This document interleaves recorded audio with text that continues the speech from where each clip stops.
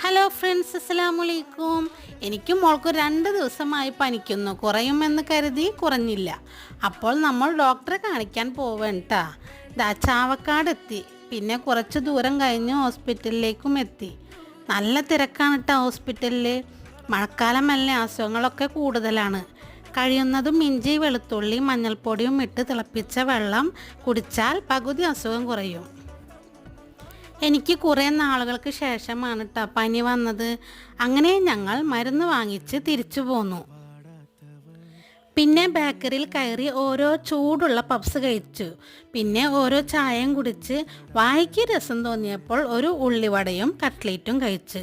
പുറത്ത് നല്ല കോരി ചൊരിയുന്ന മഴയാണ് കേട്ടോ. പിന്നെ നേരെ വീട്ടിലേക്ക് മടങ്ങി ഗൈസ്. Thank you friends. അസ്സലാമു അലൈക്കും.